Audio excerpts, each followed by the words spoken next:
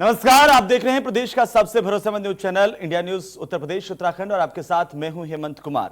सुबह के 9 बज चुके हैं। वक्त है इस समय की बड़ी खबरों का, जिनसे आपका होता है सीधा सरोकार। बात सबसे पहले आज उत्तर प्रदेश के 2 शहरों में हुए बवाल की करेंगे। दरअसल कानपुर में जहां मजलिस को लेकर के 2 पक्षों में बवाल हुआ, वहीं बाराबंकी में भी ताजिया को लेकर के लोगों में जमकर हंगामा किया है।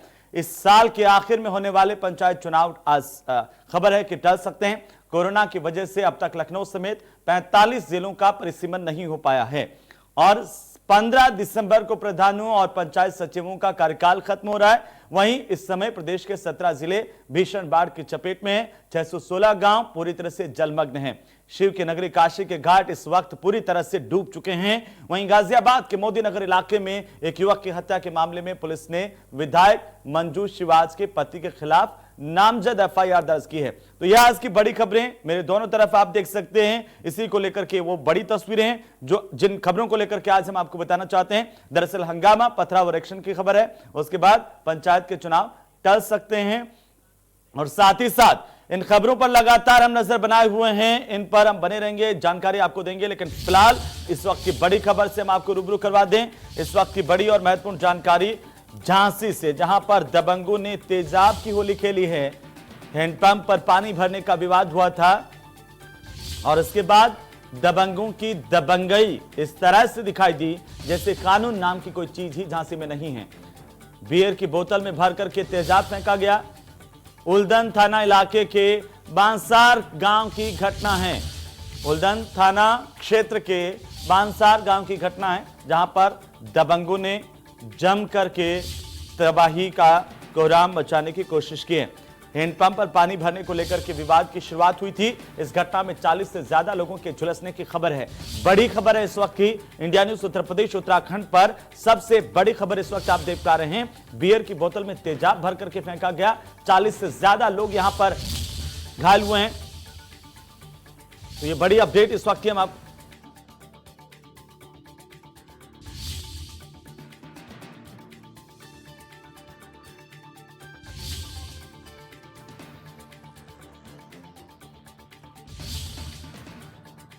जानकारी के साथ हमारे साथ सहयोगी मनीष जुड़ चुके हैं। उनका रुख कर लेते हैं। मनीष, क्या कुछ जानकारी इस पूरी घटना को लेकर के, कैसे आखिरकार ये सब कुछ हुआ?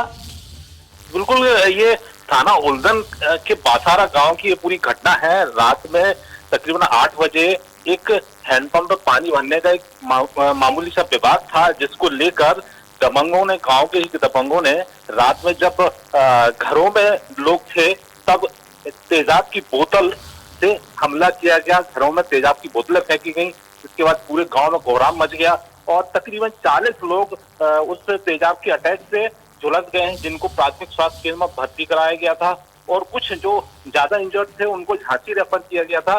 इसके बाद तकरीबन 5 लोग जो कि गंभीर रूप से घायल है, इनका इलाज मेडिकल कॉलेज में चल रहा है। जी, लेकिन मनीष, पुलिस क्या कर रही थी और अब क्या किसी की गिरफ्तारी हुई है इतने हंगामे के बाद? जी बिल्कुल, घटना के बाद तुरंत बाद पुलिस मौके पर पहुंची और पूरी तफ्तीश की। उसके बाद तकरीबन 5 आरोपियों को पुलिस ने गिरफ्तार कर लिया है, जो कि पुलिस ने बयान दिया है कि 5 लोगों को गिरफ्तार करके आगे की कार्रवाई की जा रही है। चलिए, बहुत बहुत शुक्रिया मनीष तमाम जानकारी के लिए। तो चलिए आगे बढ़ते हुए एक और बड़ी खबर से हम आपको रूबरू करवा दें। आपको बता दें कि मजलिस को लेकर के दरअसल कानपुर में बवाल हुआ, उसी को लेकर के बड़ी खबर है। 2 पक्षों के बीच पथराव होने की भी खबर है। मजलिस के दौरान शख्स को पुलिस घर से ले गई। आक्रोशित लोगों ने पुलिस से झड़प की है। थाने के पास लोगों में खूनी संघर्ष हुआ है। वहीं ग्वालटोली थाना इलाके का पूरा मामला है। तस्वीरें हम आपको दिखा रहे हैं किस तरह से उपद्रव हुआ, हंगामा हुआ। आखिरकार एक दूसरे पर आरोप प्रत्यारोप का सिलसिला भी चला है।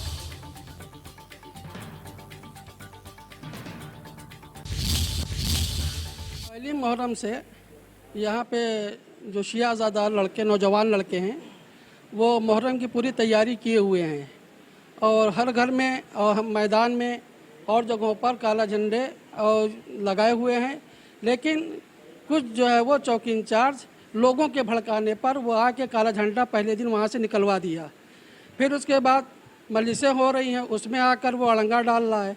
घरों घरों में मजलिसें हो रही हैं, तो घरों के लिए खुद हुकूमत ने गाइडलाइन दिया हुआ है, तो लिहाजा हर शिया अपने घर में मजलिस कर रहा है और लोग के भड़काने पर चौकी इंचार्ज जो है वो आके वहाँ पे लोगों को डराता है, धमकाता है।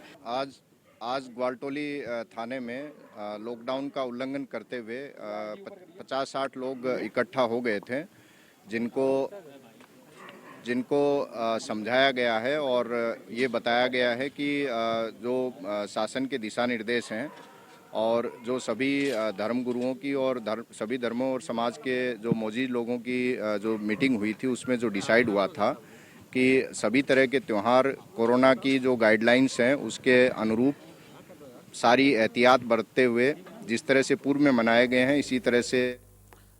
तो चलिए इसी खबर पर ज्यादा जानकारी के साथ सहयोगी राहुल कानपुर से हमारे साथ जुड़ चुके हैं, उनका रुख कर लेते हैं। राहुल, कैसे आखिरकार ये पूरी घटना यहां पर हुई और इसके बाद क्या कुछ अपडेट इस वक्त आपके पास?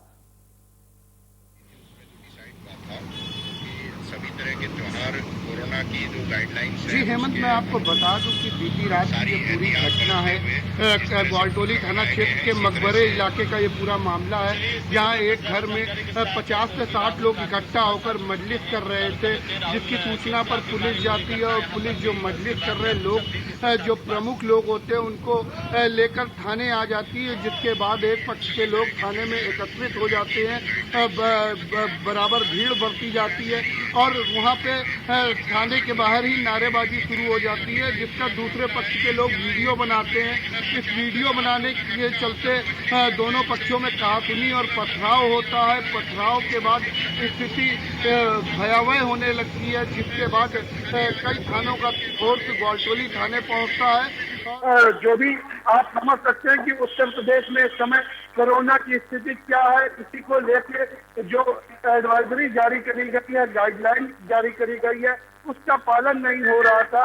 कहीं ना कहीं एक बड़ी बात है, क्योंकि जो भी त्योहार है वो इस दौरान कोरोना काल में नहीं मनाए जा रहे और मनाए भी जा रहे तो अपने घरों में मनाए और अपने घरों में सुरक्षित होकर मनाए, कहीं ना कहीं जिसका पालन नहीं हो रहा था, जिसके चलते ये बवाल देखने को मिला। फिलहाल पुलिस ने जो भी पथराव कर रहे लोग थे उनके वीडियोग्राफी कराई है और उनके खिलाफ कार्रवाई की बात कह रही है। चलिए, बहुत बहुत शुक्रिया राहुल तमाम जानकारी के लिए। और ये पूरा घटनाक्रम फिलहाल हुआ है, पुलिस तैनात की गई है। तो चलिए हम आपको बता दें कि यहां पर इस पूरे घटनाक्रम के बाद स्थितियां काबू में बताई जा रही है, पुलिस बल की तैनाती मौके पर की गई है और ये तस्वीर हम आपको दिखा रहे हैं। मजलिस को लेकर के दरअसल ये बवाल शुरू हुआ और अब पुलिस की ओर से कहा जा रहा है कि स्थितियां नियंत्रण में हैं। फिलहाल दो पक्ष आमने सामने हो गए, एक दूसरे पर पथराव भी किया। स्थिति खराब तब हुई जब एक पक्ष अपना त्योहार मना रहा था, इसी बीच दूसरे पक्ष का हस्तक्षेप हुआ। पुलिस ने हालांकि इस पूरे मामले को संभालने की कोशिश की, लेकिन इसके बावजूद भी स्थिति खराब हो गई। दोनों पक्षों की ओर से एक दूसरे पर पथराव किया गया। पुलिस ने हल्का बल प्रयोग करते हुए लोगों को वहां से खदेड़ा है। मौके पर भारी पुलिस बल की तैनाती की गई है। मजलिस को लेकर के बवाल हुआ था, सवाल इस बात को लेकर के थे कि कोरोना गाइडलाइंस का उल्लंघन किया जा रहा है और जब पुलिस ने कार्रवाई की तो लोग इससे भड़क उठे। उसके बाद की स्थितियां आपकी टीवी स्क्रीन पर हैं। ये एक्सक्लूसिव तस्वीरें हम आपको दिखा रहे हैं इंडिया न्यूज उत्तर प्रदेश उत्तराखंड पर। तो चलिए साथ साथ हम बाराबंकी की भी बात कर लेते हैं। बाराबंकी में उस वक्त अफरा तफरी मच गई जब ताजिया लेकर के जा रहे एक युवक को पुलिस ने रोक लिया और उसे थाने लेकर के पहुंच गई। ताजिया और ताजिएदार को थाने ले जाने की खबर जंगल में आग की तरह से फैल गई। दरअसल सैकड़ों की संख्या में मुस्लिम समाज सड़कों पर उतरकर मार्ग को जाम कर प्रदर्शन करने लगे। मौके पर पहुंचे बाराबंकी के अपर पुलिस अधीक्षक RS गौतम ने बताया कि यह सबको बताया जा चुका है कि इस समय महामारी के कारण धारा 144 लागू और किसी को भी इस तरह से आवागमन नहीं करने के दिया जाएगा। अगर कोई इसमें रुकावट बनता है तो सख्त कार्रवाई की जाएगी।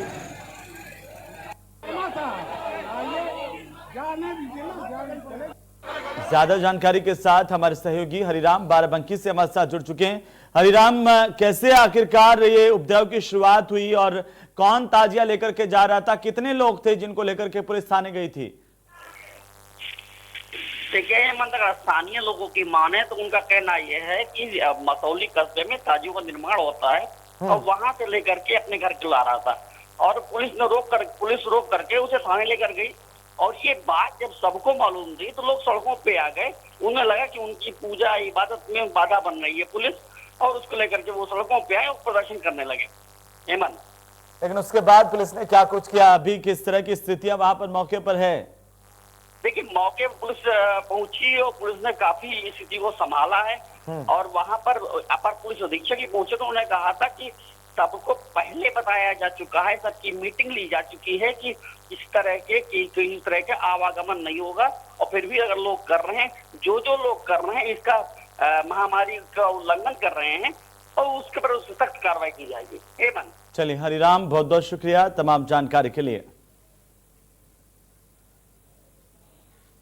तो चलिए आगे बढ़ते हुए अब बात कर लेते हैं उत्तर प्रदेश के पंचायत चुनावों को लेकर के। दरअसल यूपी में होने वाले पंचायत चुनावों को लेकर के भी कोविड-19 का असर नजर आने लगा है। ग्राम प्रधान समेत सभी पंचायत प्रतिनिधियों का कार्यकाल 15 दिसंबर को समाप्त हो रहा है और अब तक लखनऊ समेत 45 जिलों में परिसीमन का काम पूरा ही नहीं हो पाया। लिहाजा इन हालातों में अक्टूबर नवंबर में पंचायत प्रतिनिधियों का चुनाव करवा पाना प्रशासन के लिए काफी मुश्किल लग रहा है। विशेष परिस्थितियों में 4 माह के अंदर भी आयोग चुनाव करवा सकता है, लेकिन 1 सितंबर से मतदाता सूची पुनरीक्षण के काम के लिए आयोग ने जो आदेश जारी किया था, शुक्रवार को उसे वापस ले लिया गया था। माना जा रहा है कि अगले 2-3 दिनों में पंचायत चुनावों को लेकर के सरकार ठोस फैसला लेगी, लेकिन फिलहाल की जो स्थितियां हैं उसमें लग रहा है कि जो पंचायत के चुनाव है वो अभी करवाया जाना संभव होता नहीं दिख रहा है। तो पंचायत सदस्यों का एक तरफ कार्यकाल खत्म हो रहा है, दूसरी तरफ ये स्थितियां हैं कि उत्तर प्रदेश में पंचायत के चुनाव टाले जा सकते हैं। ज्यादा जानकारी के साथ राजधानी लखनऊ से हमारे सहयोगी विजय मिश्रा हमारे साथ जुड़ रहे हैं। सीधा विजय का रुख लेते हैं। विजय, क्या कुछ जानकारी है पंचायत चुनाव को लेकर के? क्या ये चुनाव नियत समय पर हो पाएंगे?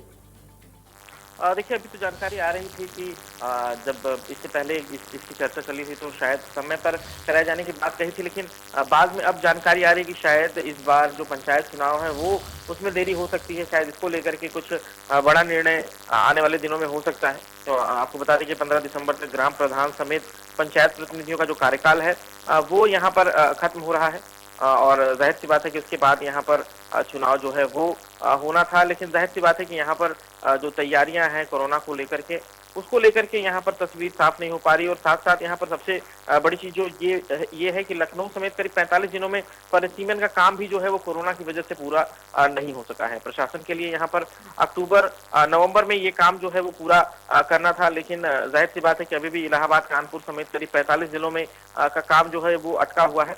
और जाहिर सी बात है कि अगर परिसीमन नहीं हो पाएगा तो ऐसे में पंचायत चुनाव कराया जाना काफी मुश्किल है। और जाहिर है कि अब परिसीमन अगर अधूरा है तो नई वोटर लिस्ट भी तैयार जो करना है उसका भी काम अधूरा रह जाएगा। तो इस सभी चीजों को देखते हुए ये बिल्कुल तय माना जा रहा है कि जब ये सारी चीजें अभी तक पूरी नहीं हो पाई हैं और आप इस समय अगर माह की बात कर लें तो जाहिर सी बात है हम अगस्त के आखिरी दिनों में चल रहे हैं, यानी अगस्त माह लगभग पूरा होने वाला है। तो ऐसे में हमारे पास समय जो है वो काफी कम बचता है परिसीमन के लिए, नई वोटर लिस्ट तैयार करने के लिए। तो जाहिर सी बात है कि इन सब चीजों के लिए भी एक समय चाहिए और जाहिर है कि कोरोना की वजह से ये सारे काम जो हैं वो नहीं हो पाए हैं पूरे। और ऐसे में बिल्कुल कहा जा सकता है कि जो चुनाव दिसंबर में जो कार्यकाल खत्म हो रहा था और ये माना जा रहा था कि दिसंबर के बाद इसमें चुनाव प्रक्रिया में पंचायत चुनाव को जाना चाहिए, लेकिन ये सारी प्रक्रिया पूरी ना हो पाने की वजह से बिल्कुल तय है कि अब जो पंचायत चुनाव है वो करीब 6 माह तक के लिए टल सकते हैं। चलिए, बहुत बहुत शुक्रिया विजय तमाम जानकारी के लिए।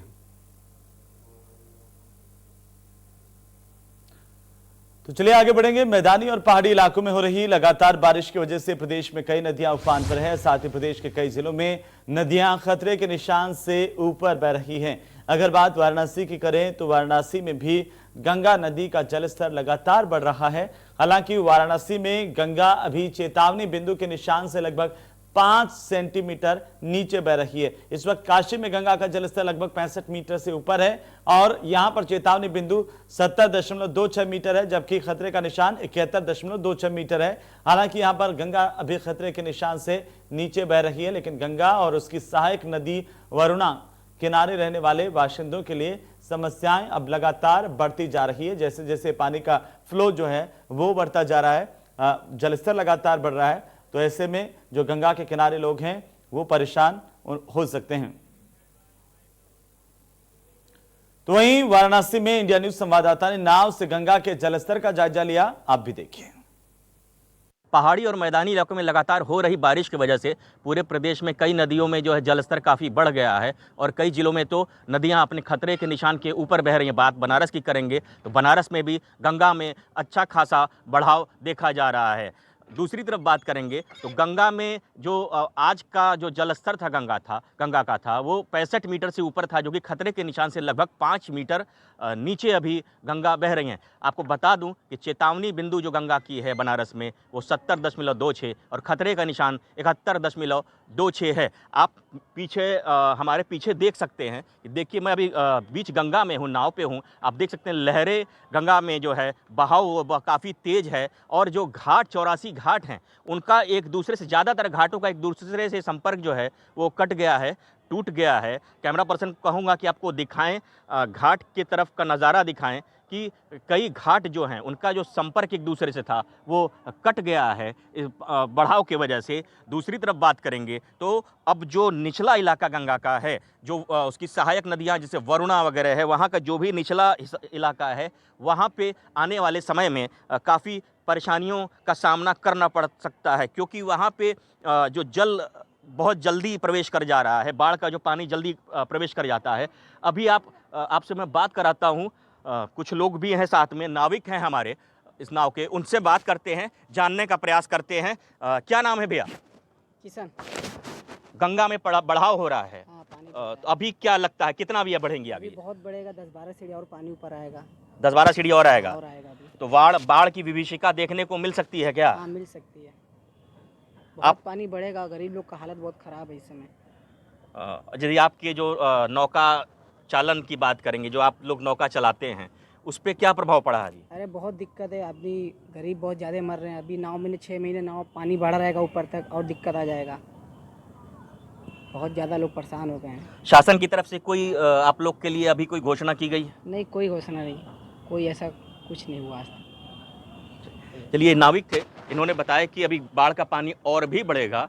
और भी कुछ लोग हैं बात करना चाहते हैं, कुछ साथ में पर्यटक हैं जो आए हैं नौका विहार करने के लिए, बात करते हैं उनसे। कहाँ से हैं मैडम आप? मैं तो प्रॉपर वाराणसी से ही हूँ। गंगा में बाढ़ का प्रभाव साफ देखा जा सकता है, क्या कहेंगे आप?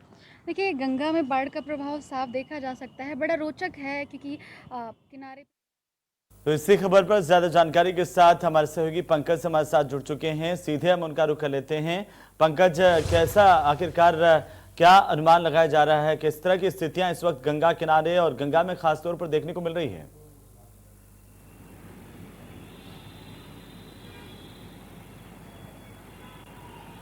जी हेमंत, आपको बता दूं कि बनारस में जो चेतावनी बिंदु गंगा की है वो 70.26 है और जो खतरे के निशान है 71.26 मीटर है।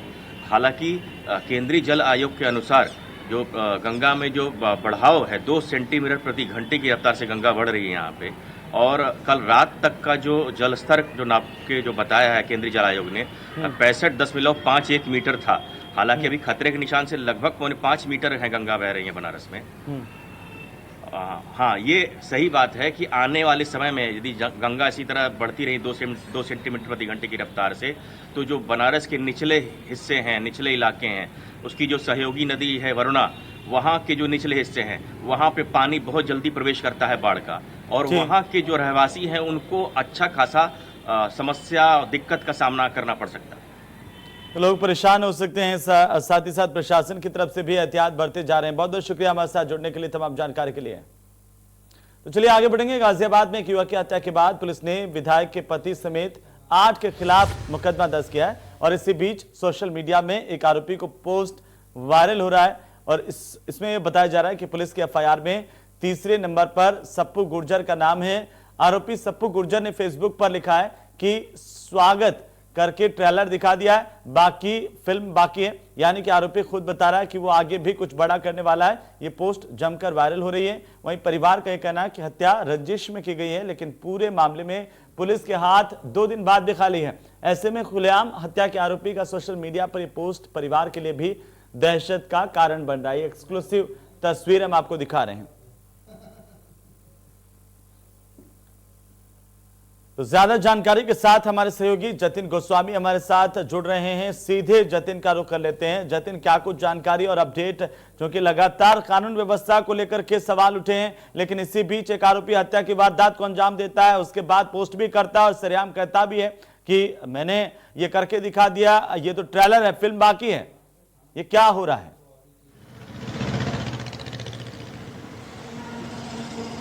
बिल्कुल, देखिए सवाल यही है कि क्या हो रहा है। क्या अब बदमाशों में, खासकर हत्या करने वाले बदमाशों में, पुलिस का बिल्कुल खौफ नहीं है। वो हत्या करता है, उसका नाम एफआईआर में दर्ज है, लेकिन वो सोशल मीडिया पर पोस्ट करके बताता है कि उसने ट्रेलर दिखा दिया है, फिल्म अभी बाकी है। बिल्कुल आप सही कह रहे हैं कि इस पोस्ट से ये जाहिर हो रहा है कि वो कुछ बड़ा कर सकता है और ऐसे में परिवार के लिए दहशत होना लाजमी है। अब सबसे बड़ी चुनौती पुलिस के सामने है कि कब वो इस आरोपी को, बल्कि ये कहें कि सभी आरोपियों को गिरफ्तार कर पाती है। लेकिन इस बीच राजनीति इसलिए भी गर्मा रही है क्योंकि जो एफआईआर है, जिसमें 8 नाम हैं, हमारे पास उस एफआईआर की कॉपी भी है, उसमें एक नाम स्थानीय बीजेपी विधायक जो महिला हैं उनके पति का भी है। तो निश्चित तौर पर वो भी एक राजनीति का कारण इस समय पूरे मामले में बना हुआ है। हालांकि जो विधायक हैं उन्होंने आरोपों से इनकार करते हुए कहा है कि ये जो मुकदमा है राजनीति से प्रेरित है। लेकिन जिस सप्पू गुर्जर का ये पोस्ट वायरल हो रहा है, इस पोस्ट से भी राजनीति गरमा रही है, क्योंकि ये जो सप्पू गुर्जर है ये स्थानीय स्तर की राजनीति में भी सक्रिय है और ये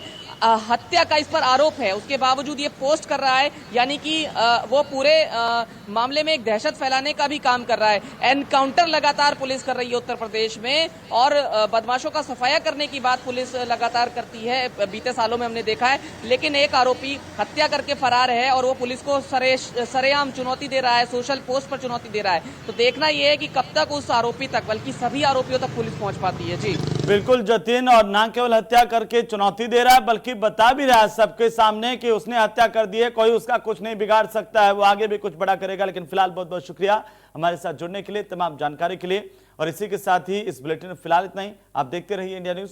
नमस्कार।